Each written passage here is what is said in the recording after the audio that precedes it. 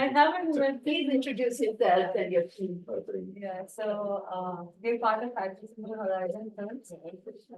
I'm Earthling. This is Dance and like just started with. Now there's one more person to the team. He's not like today. They're a kind of film collaborative, Yeah. for you. Yeah. So we've been making films from 2005. We started with documentary and shorts and went on to feature films. And now we're here with the series. Use the microphone. So, yeah, it's a 17-year-old journey and very grateful for the projects that chose us. And I think the only, gift or offering we take from this is the interaction with the audience. And there's a little bit. Hi, can you all hear me properly? Yes. Yes. Yeah. I think I was having headphone issues, sorry. Okay, great. We can hear you. We cannot see you, but that's also okay. Hi. Hello. Hi. Okay. So glad you made it. We started meanwhile chatting a little bit already, getting familiar with each other. Now that you joined online, a very warm welcome. I'm very happy that you were able to make it to the discussion today. This is the third discussion of the 8th Oral Film Festival under the title of Human Unity. We had already 2 very exciting discussions, and I'm looking very much forward to this one today. We will talk about 2 films, and I hope that we will be able to look really a little bit deeper into the films and maybe even see if there's some resonance. Obviously, the films are not connected, you don't know each other. Nevertheless, you can always connect things, right? So I would like to explore some of those things. Before we go into this, I would like to start by showing the trailers, just to refresh our memories, and that we have a better idea what we talk about. Yunsun?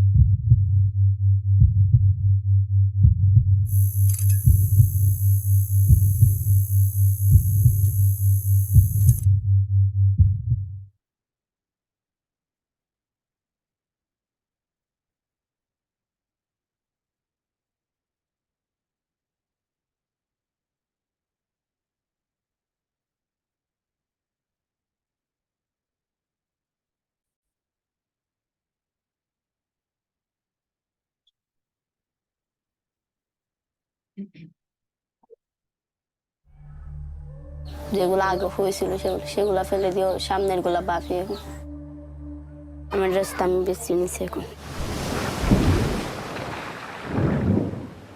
এখন হলো নিজের স্বাধীন।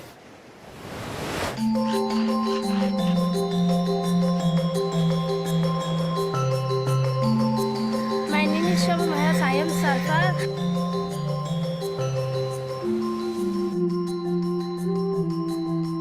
এক দেশে যাব, surfing competition করব, তারপরে famous হয়ে যাব, সেটা আমার স্বপ্ন। টিভিতে যদি দেখে ফেমাস হয়ে যায় তাহলে আব্বু তো এমনি চলে আসবে। আগে কোথায় আসছিলাম বা আগে, তারপর আমি বিচে যেয়ে আন্ডা করতাম, তারপরে সবাইকে বিক্রি করে দিতাম। সার্ফিং আমরা দেখলে তাকিয়ে থাকতাম। তো রাশেদে বলতেছে একদিন বান্ধবীরা সার্ফিং করবা, আর কিছু আশা না। আমি আমার আম্মুর মতো হতে চাই না, আমি আমার মতো হব। ডেইলি না আমাদের ভালো লাগে আর মন সাগরের মধ্যে চলে যায়।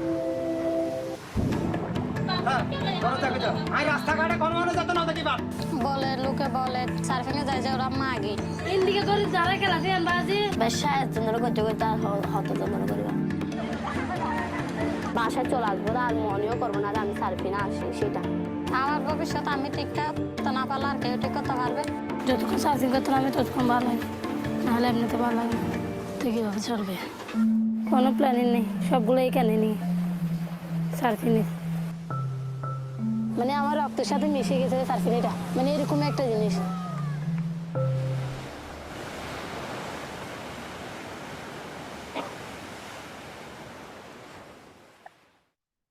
Available now on video on demand.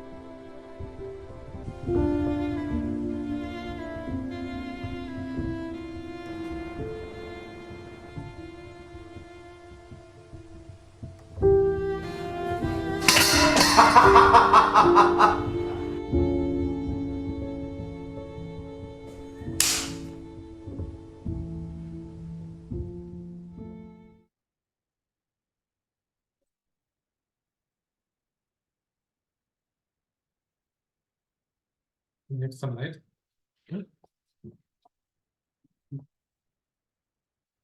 Okay, wonderful. Thank you very much for coming today. Earthling Koushalya is a collective team. You're collaborative, working on films. You're a team of four people. And Elizabeth Costa from Bangladesh. Thank you very much for joining us too today. We don't see you at the moment, but I think that's fine. I would like to start with a little bit of a statement to see if that may serve as a platform for a discussion. Elizabeth, can you hear us? Yes, Yes, loud. okay, good. Today we will discuss two very different films, and while I was thinking about them this morning, I realized there's a connection, but it's a not very obvious one. One deals with surreal imagery on abuse, memory, motherhood, transgender issues, money, etc., while the other is a documentary on Bangladeshi surf girls, their hopes to escape misery by becoming professional surfers. The worlds could not be more contrasted. One is the beach, the other a dark apartment and a staircase. One protagonist is a middle-aged man disturbingly struggling with guilt. The other are young girls, and they're at their happiest when they are surfing in the deep waters. One is full of hope, the other clouded by confusion. One deals with metafilm tools like showing the camera team switching realities through color tone or rhythmic appearances of the film flaps, sounds, etc. The other is often a handheld documentary outside. One is documentary, one is fiction, and so on. But on a deeper level, it becomes clear that we are dealing here with something more subtle, that these films are connected. The girl that is abused in one film might be the dreaming girls in the other. The feeling of being trapped in poverty and hopelessness of the surfer's dreams of an escape that led the man in the other film into a dark path of abuse and violence.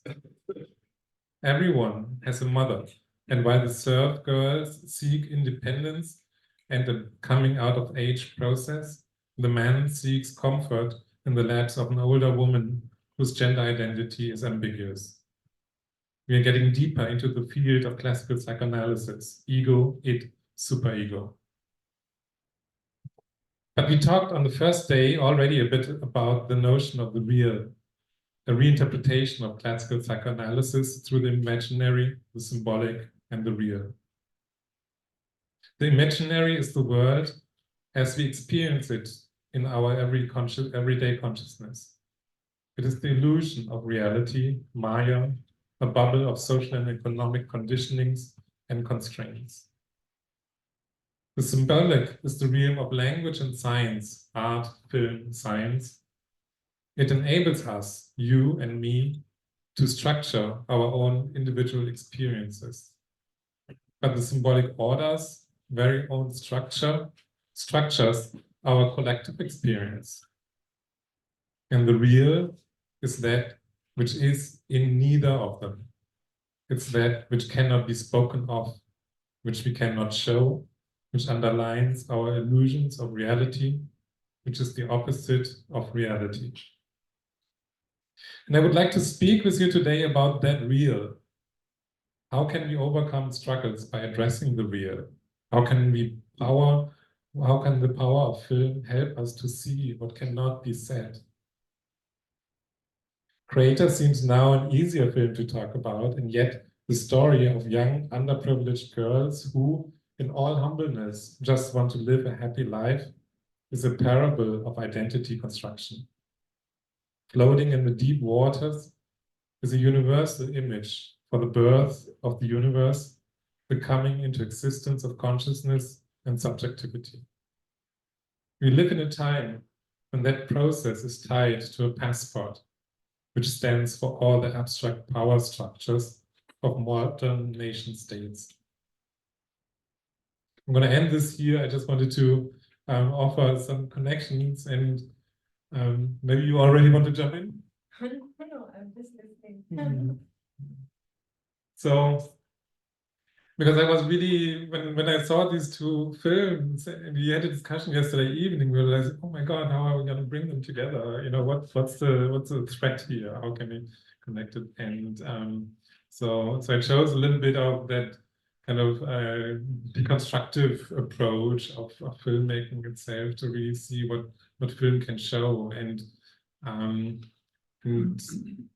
so I think what became clear in the trailer of the Bangla Surf Girls is the importance of that passport, which a 13-year-old girl whose dream is to become a professional internationally, she needs a passport and she cannot get one, and that kind of crushes a lot of dreams, and that passport stands for this kind of identity. And at the same time, I was thinking that the ocean is always that extraordinarily powerful metaphor. I mean, if you go back to the Vedas, at least, you know, there you already have it. And in every major culture, the ocean is the beginning of everything.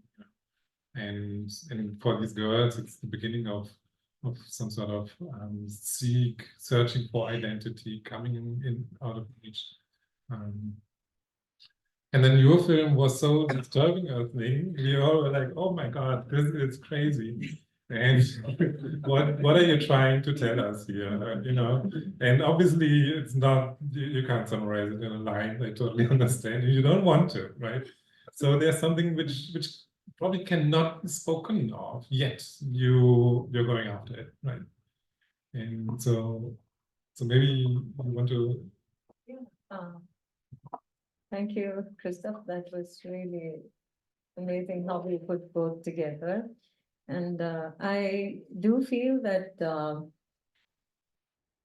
Creator kind of is like a micro universe.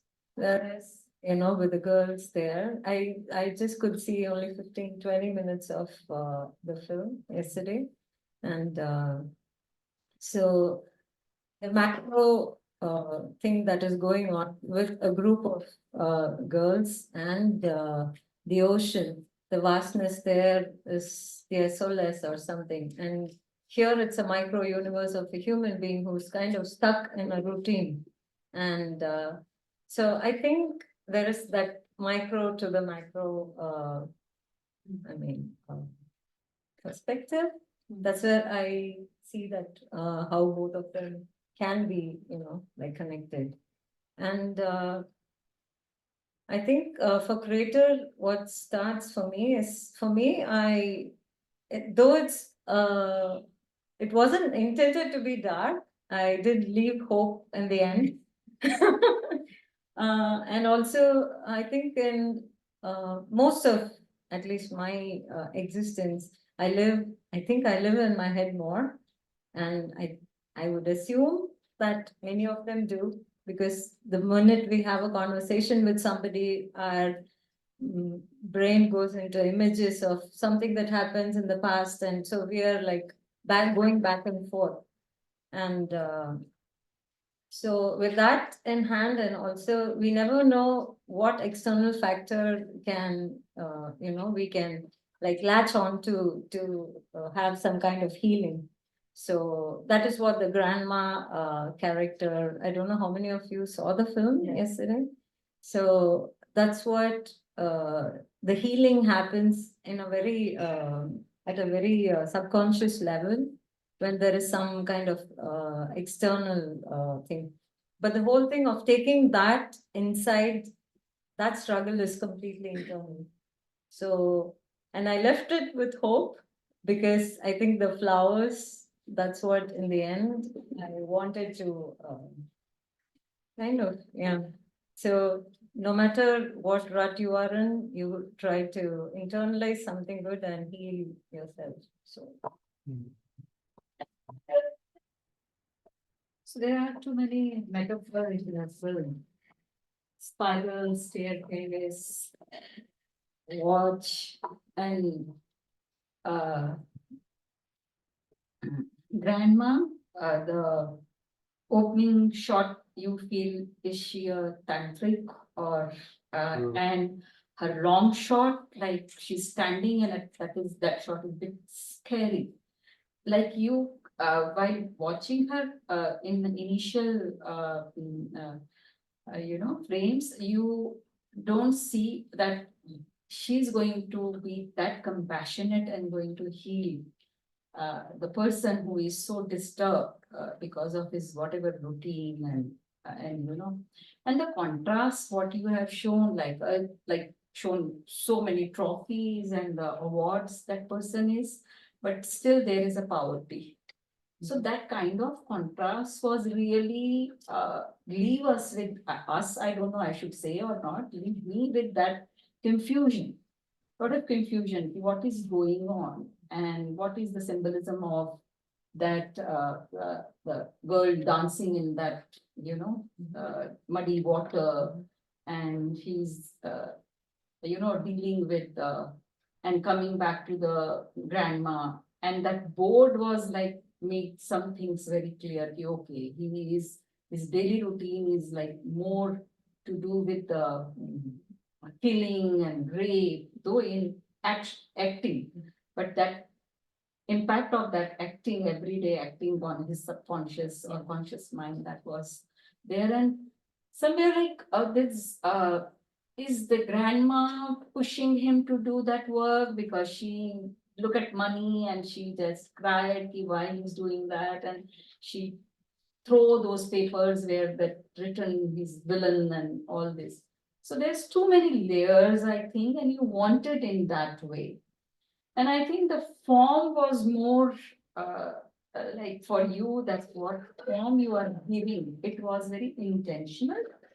Like, so that is what, and the both film, I feel it's, as a human beings are in aspiration to be free, have some identity, power, like that recognize us, like that gives me some, who am I, like that kind of answer. And I feel in surfing girls also, where she has each girl was aspiring for more freedom, like freedom is what my birthright, and stuck into that kind of situations where they are like whatever kind of family or parenting or they wanted to be, and surfing for them is freedom.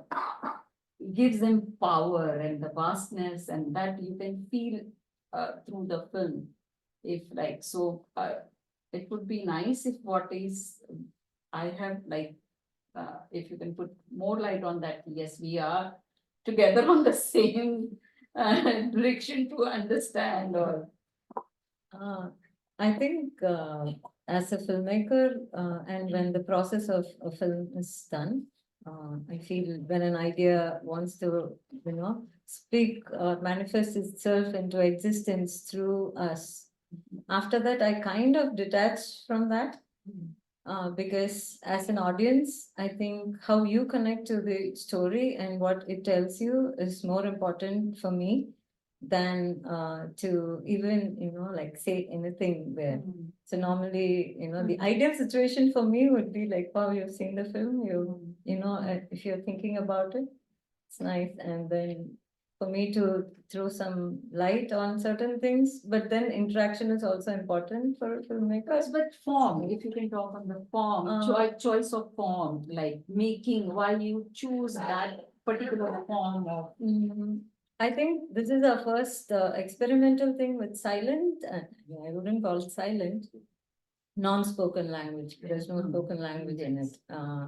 So that one, it puts the performer in a very different situation, like challenging also. And then the emotions are like, instead of when there are dialogues, you just see the dialogues and then, but here it's the expressions purely. And certain things, like the staircases, for example, the form, it was very intentional because the routine that I wanted to show with the cloth or doing the same thing over and over again until it drains you, and he internalizes what is going on there also.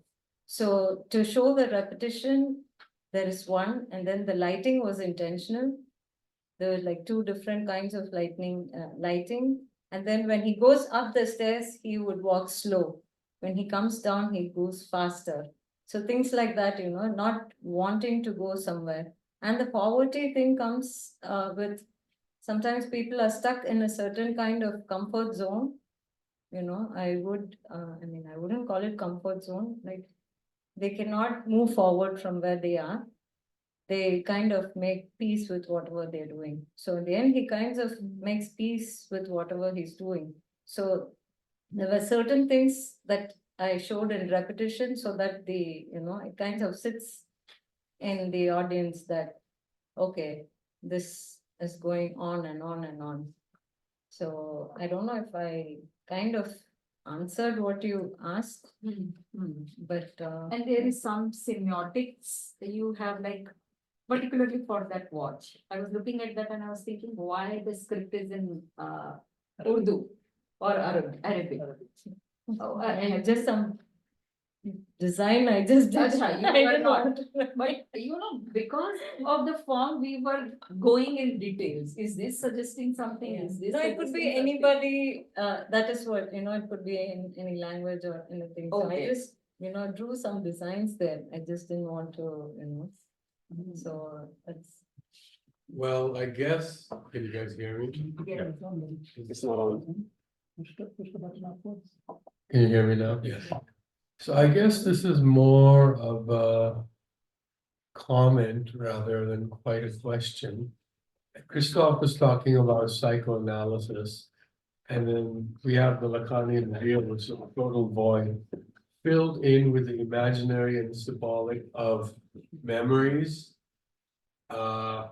images that are quite hallucinatory, I would say. The way the structure of the film pans out, that these images and symbols keep repeating themselves to the extent that they're kind of like pathological hallucinations. What is your take on what I just said?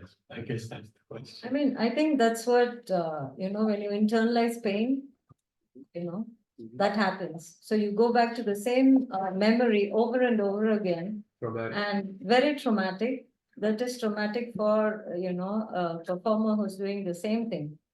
And also when you internalize that kind of grief, the only thought process that happens is repeatedly you're going to the same place again. And, so that balance is, is kind of sought through the other characters. Mm. So, yeah, it is very pathological. And I think most of the times with whatever experience we have in life, say if it's a good experience, we might remember that for probably a short while, but if something really small and very nasty happens, then your mind goes there like 100,000 times, you know. So this kind of grief is like inside, internal. So for him to do that again physically every day and then come back, it's Sort of like an amygdala hijack. Amygdala scanning for those fearful situations and it keeps coming back, and it keeps coming back. It's a question for Elizabeth da Costa. I would like to tell her the experience I had of the watching of her movie. It was as if I was looking the world through the eyes of a 13 years old girl. It's very deep experience. We are not outside to look at a younger surfing, striking with her parents, and talking to her girlfriend, but we are inside this girl, watching the sea, watching the beach, watching the family. And I would like to ask you how technically you manage to give us this opportunity to see the life of this girl like this.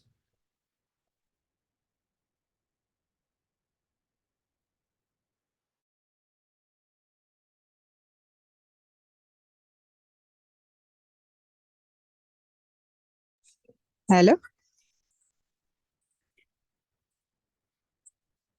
Can you hear me? I cannot hear. Hello? Can we just repeat a bit the question? No.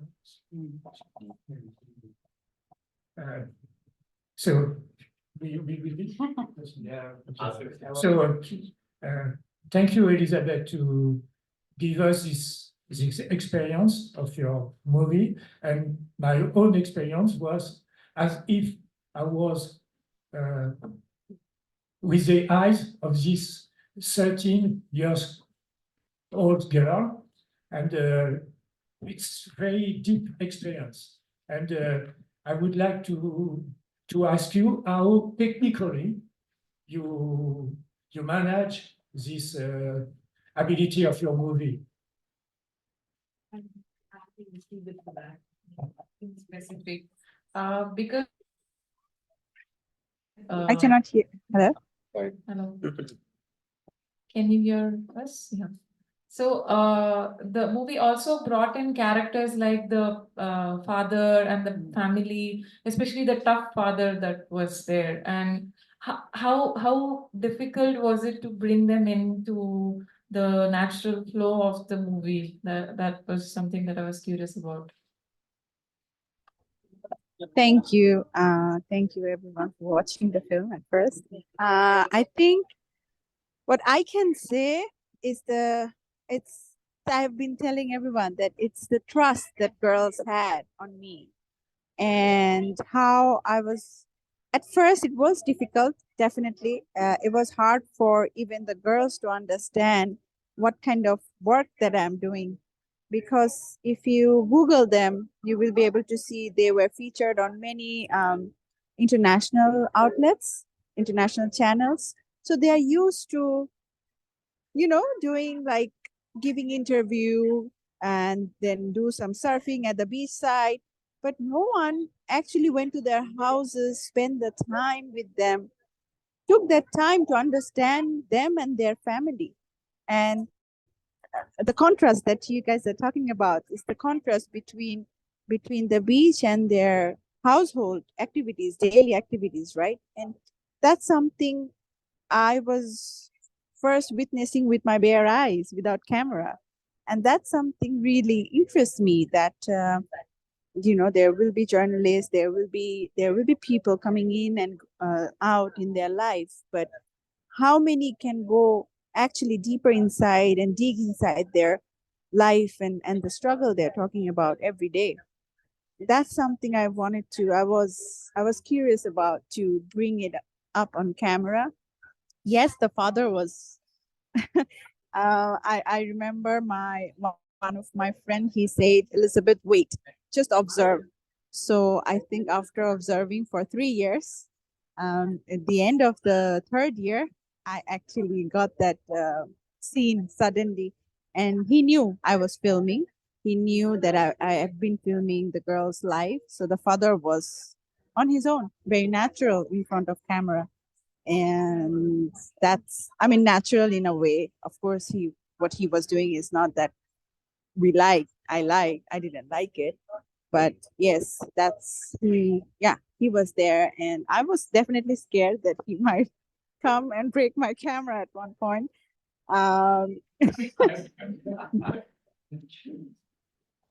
sorry. Hi, Elizabeth. Hi. I really enjoyed your movie, your documentary, sorry. And I had a question, which was, how did you start off, and what was the moment you decided that this was a story you wanted to choose and get involved in, and yeah, be a part of, because you really were a part of this story from the moment the documentary starts. You become also a character in the story, and it's felt as though everyone becomes very comfortable. The girls become very used to having you as a part of this story, and you being there in their homes and all that. So yeah, how did you start off? And yeah. Thank you for asking this question. It's actually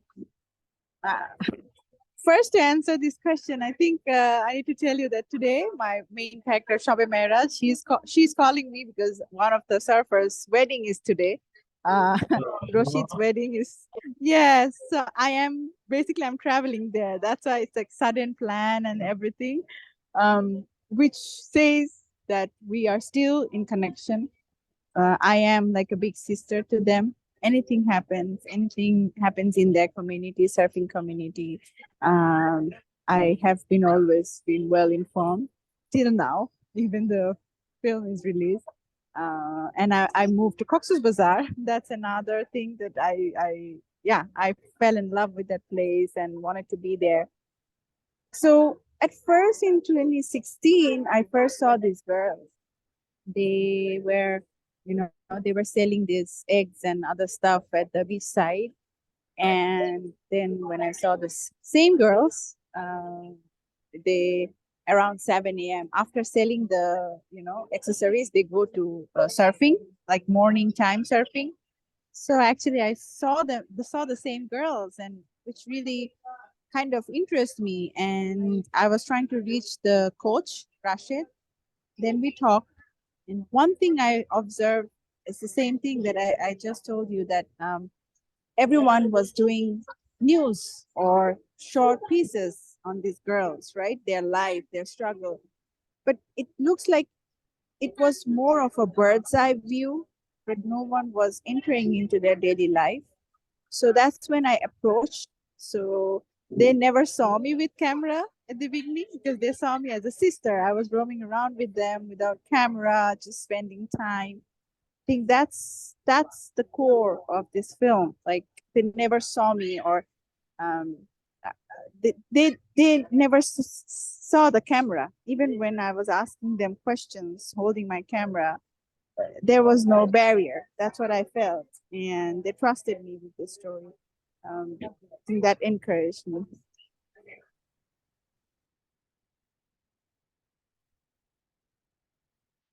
Hi, Elizabeth. I don't want to say I really enjoyed your film because I was deeply affected by it while watching it.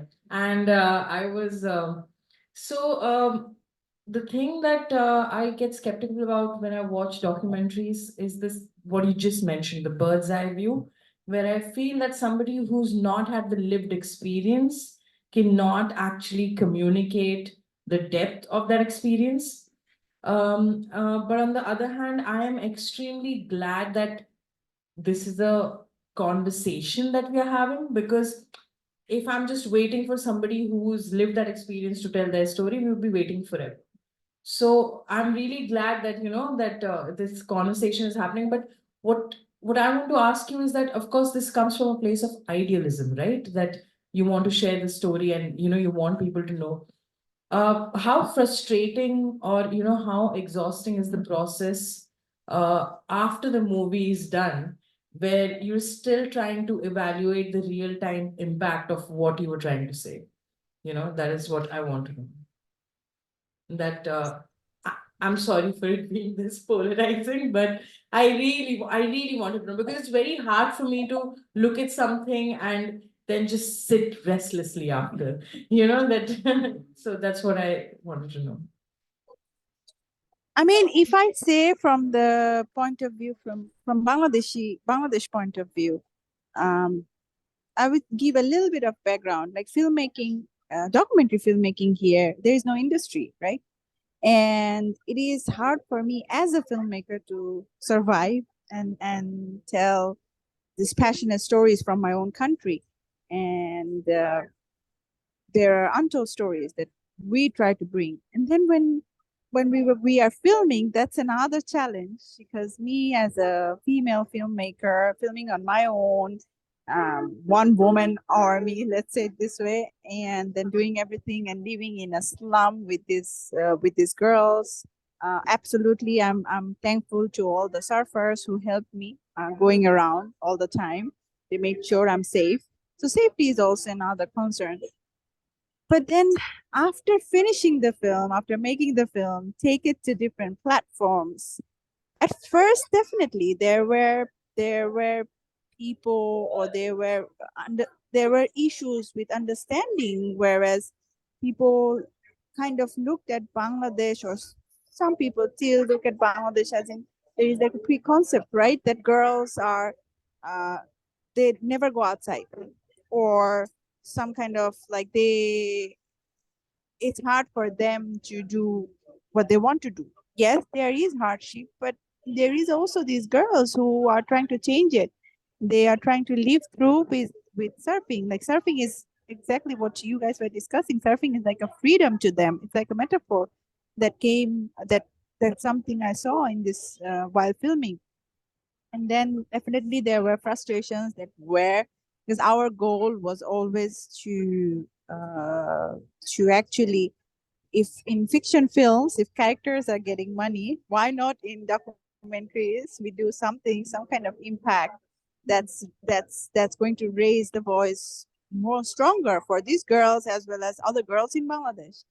I think that's something I can happily now share, that this film has raised more than 50,000 USD last year, which actually now girls are being given every month, and it gives them like, when I'm not saying like money is everything, but when there is a little bit of money, definitely it gives that different freedom, right? And Shobe is more thinking about her future than ever before. So that's something me and my producer always wanted to do, that with Bangla Surf Girls, we are not going to make money, but this is our passionate work. If something good comes out for the girls, and that will be our goal, and that's something I think we've achieved proudly. And our next target is to release the film in Bangladesh and actually spread this to every corner of Bangladesh, and show it to people, the kind of freedom that you guys have felt through surfing. I think that's something, the message I want to spread here in Bangladesh. And that will be my biggest achievement. I hope I answered your question.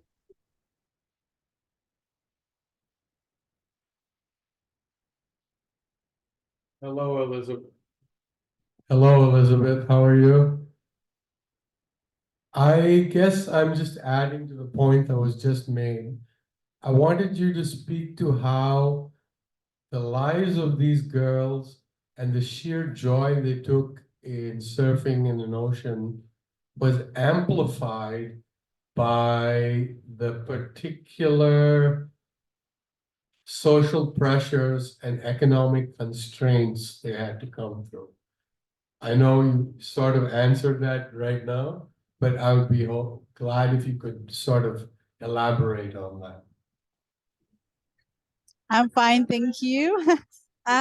Yes, economically, and then like Shobe, what you see on camera, it's Shobe. This is how she is in real life. Like it's not a single second is curated in the film.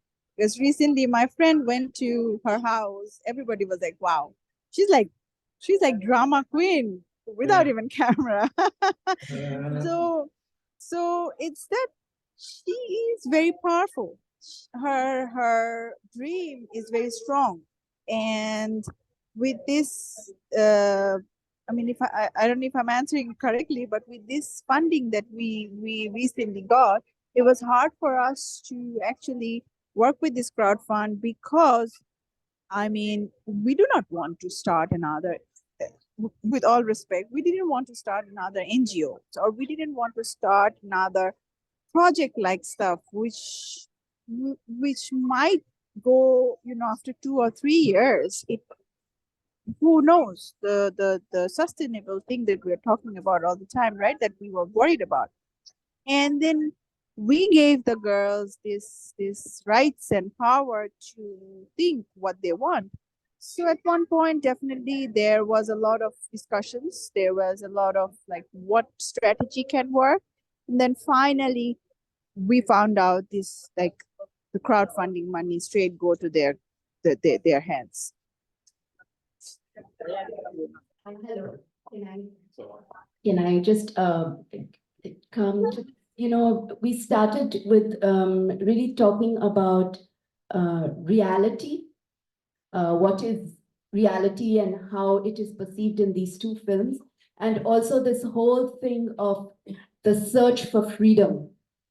In one place, the freedom from poverty and the freedom to express and be, and in the other place, this freedom from one's own cycle of thoughts, one's own quite depressing work, and even in both places, the freedom for the need of money, So, and both of you really chose very, very different ways of approaching this. And coming from yesterday's discussion where Muntaha Amin was speaking about the details of everyday life, being the nuances for, I don't know, the film, or would you say that, Christoph? You remember? She was talking about the details of how the nuances of film and of a life and of a documentary and of anything is in the details of everyday living.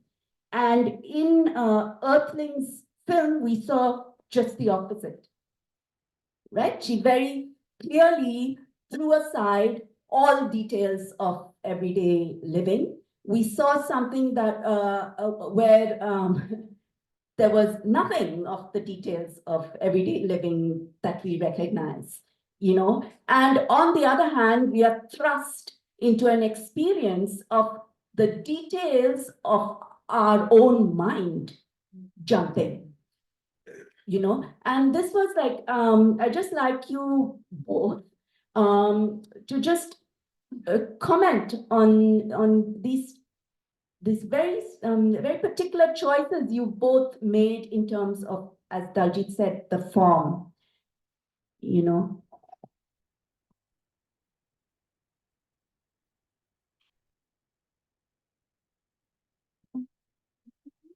Perhaps Earthling would like to go first, then, because it's just so.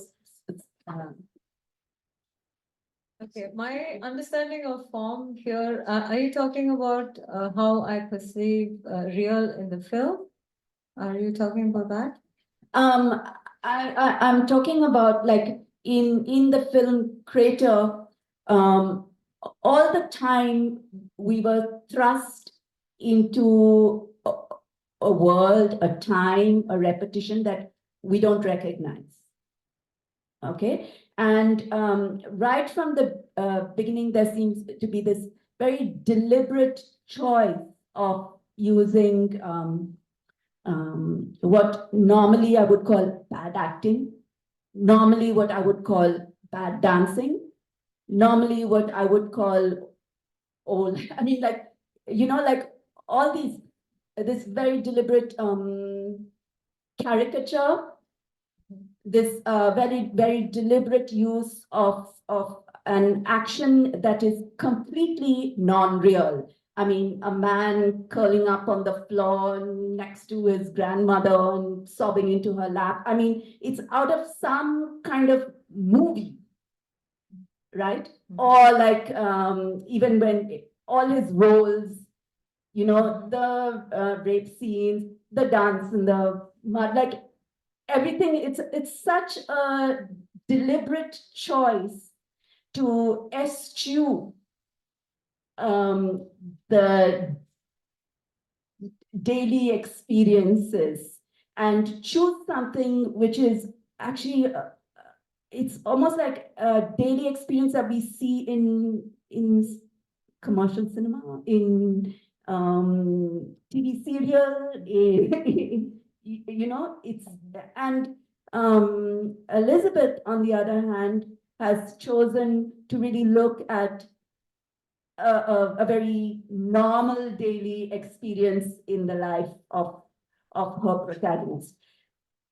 So in that sense, and both of you are looking at the search for freedom, you know, this demand for freedom.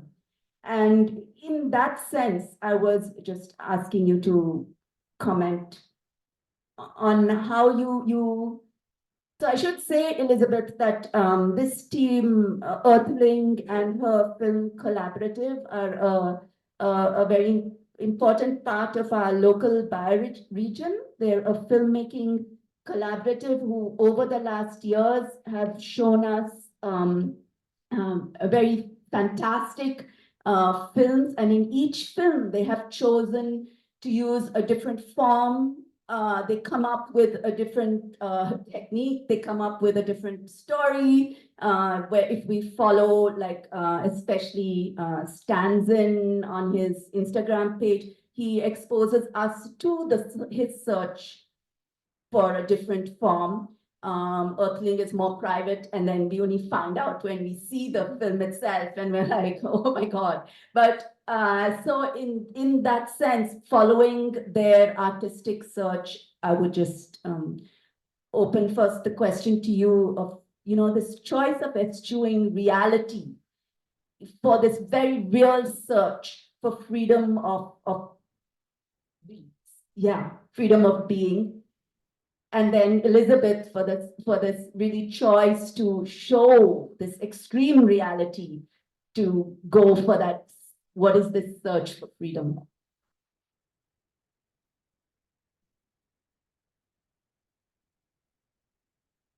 Okay, I'll just wait for Elizabeth to say something. Oh, okay. Sorry. Yeah, please go ahead. Yeah, I can go first. This is a very interesting conversation. I mean,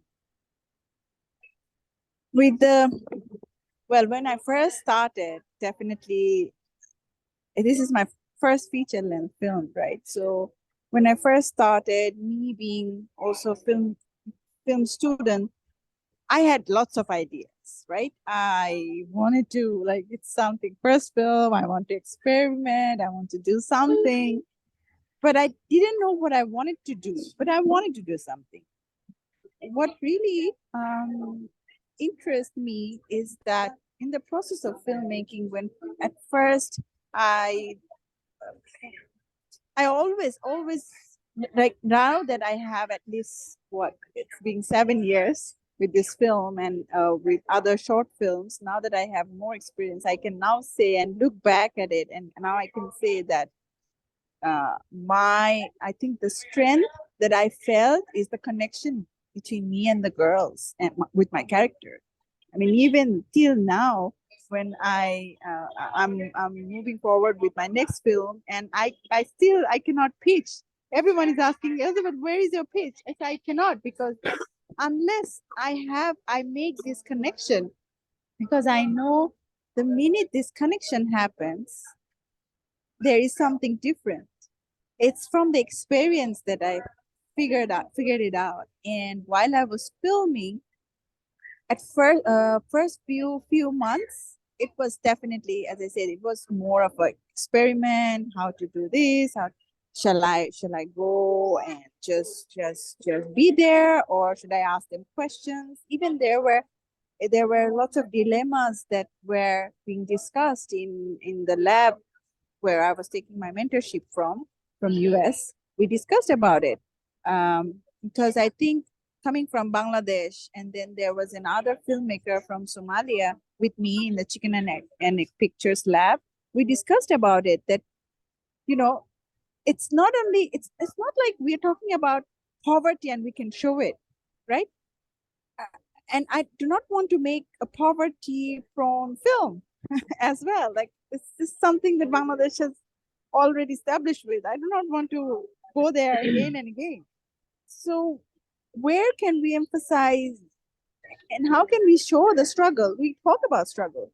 We say that, oh, men harasses are, oh, my family is telling me not to do this, not to do that. But how many times have we seen?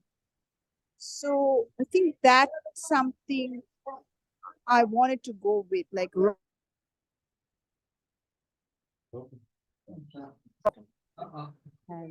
hello, sorry. Yeah. Yeah, so I wanted to go with this raw image, raw emotions, and something. It was difficult for me to work with under 18 teenagers. They were all, yeah, they're all being teenagers. So that's something also I had to come up with an idea that yes, we will be breaking this director, and there is balance between director and sister with them. At one point there, I had to come up with this balance, and yeah, I think, I don't know if I'm answering your question, but I think that's the kind of rawness I chose. The Because seeing other films, I wanted to do something very in-depth inside, which is kind of in other Bangladeshi films. It's nowadays people are experimenting with more observational style, but it's something I felt always that we do not go near with camera, like literally here. We are afraid to go really close. But this, sorry.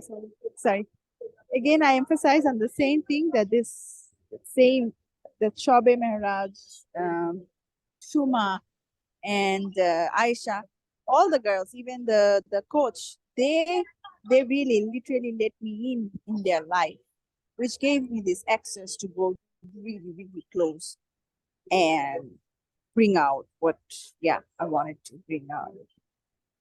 Does that answer your question? Thank you. I just want to add a little context to what you were saying. Yeah, thank you. I can take this. Okay, thank you. Yeah, I just wanted to add a little context to what Krishna was saying, because as a team, like we originally started with documentary films. So about 15 years back, 16 years back when we started making documentaries, that felt more like our form, like our method to show what's going on, the raw reality of life around us, and what is actually transpiring with characters, and eventually, I think we are down towards fiction now. We do a lot of fiction compared to documentaries now, and I think even between us within our team, like we have a lot of conflict, creative conflict, as in, how do we depict something?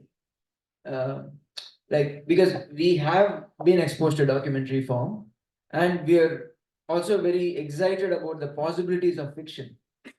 And how do and traditionally documentaries are seen as a certain type of, documentaries are perceived to have a certain kind of form and certain kind of a structure to them. And I think even right now I feel, there is a need to even break that pattern of documentary filmmaking, which is more, like you said, like Elizabeth was saying, we don't want to show poverty porn anymore about India or Bangladesh or about the so-called developing countries and stuff like that, because we want to explore the nuances that we actually see around life within us, because we are not because even as we are, like, as we experience life, we don't just see things as black and white. And documentaries aren't, again, in with form, documentaries aren't supposed to be just like boring and just talking heads and this and that, but we also want to explore what is beyond the struggle, even the girls' need for freedom. The concept of freedom itself is a very big it's a very big topic, a very big theme that we can explore. And with Earthling, and like when we discuss about, when we discuss before we shoot the films, and like, okay, what does this mean, like how are we going to show something differently than what we normally would, because we have with certain forms we have really saturated ourselves with how we make something. And she's more, and she's more particular about now, like, exploring the things that we don't normally see. And because she talks a lot about magical realism now, and also surrealism, and Also in that context, I think in the film, we really never know which is reality, or the solace that he gets out of something external is what I was intending. And also, it's just the form, the grammar could be a symbolic something external also. But in this, because you need something tangible. So for me, the playing between reality, what's real and what's not real, was more important, because in the end, unless you watch it a lot of times to see where the lighting is different, and only there you could be like, oh, maybe this is real or maybe it's not. So for me, the just play between the two is what is important. And any other external tangible character there, again the dancer, kind of go to different spaces in our imagination to draw strength to push ourselves towards something else. So in that context, the whole thing keeps going back and forth. So other than that, for me, it's a play of reality and imagination. I have a question.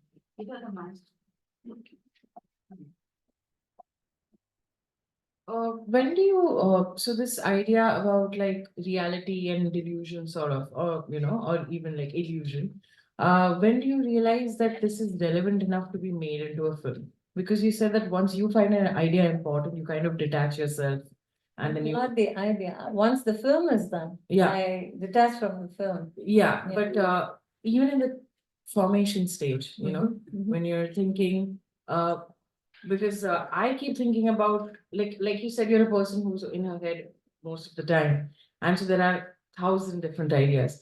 How do you realize that this is the one idea that's gonna hit? Okay, very interesting. And I think I believe in an idea coming through me to manifest itself. I believe that. So this idea of the series of no spoken language series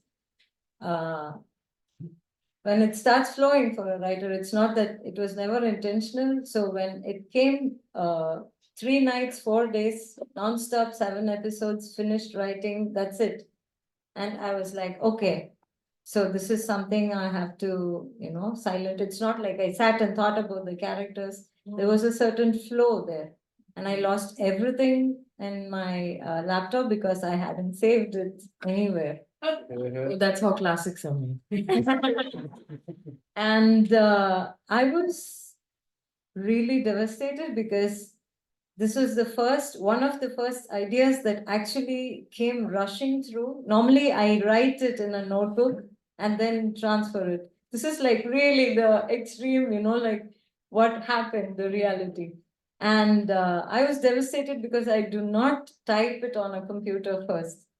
And this was the first time I did that, and the whole thing was gone. And then after a lot of thought, should I write it or no? And then it came again in 3 weeks, and I sat and wrote the whole thing again. I couldn't remember any title or any story. When I lost it, I was like, okay, what did I write? I don't remember anything. So this is a series that has actually pushed itself through. So you And became has a been- medium. You That's it. became the medium. and Absolutely. I mean, because any it art, comes- I feel personally, if you ask me, I feel any art that comes through me, uh, whichever like pushes itself is made first, because I have other, a lot of scripts. And we just started doing this. And the approach to this was, for me, the first thing that came to my mind was reality versus imagination versus memory, and how we distort everything, in our existence. So, Yeah. yeah. Yeah, I mean, even when you recollect a memory, it's most of the times not accurate. Yeah. Because you're Yeah. just adding on to it the Yeah. last time you discussed it with someone. Exactly. Yeah. Yeah. Thank you so much. Yeah. I think we need to slowly come to an end because I know that Elizabeth has to attend a very important wedding, and we don't want to take more of your time. I just want, I really enjoyed this conversation, and I'm sure it will flow over into outside here on site at least. But what I really took away was really to look at the films in the sense of a cinematic experience in a different way, right?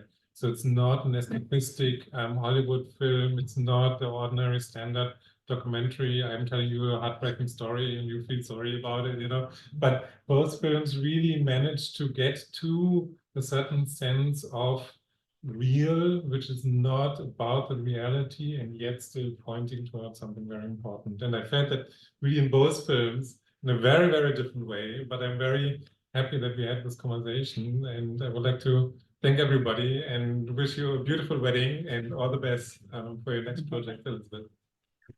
Thank you so much. I really wanted to come to Oroville, but that's one of my favorite place. I yet to visit. And this is a big honor. Thank you so much for watching the film and appreciating what we are trying to do here. Thanks. Thank you.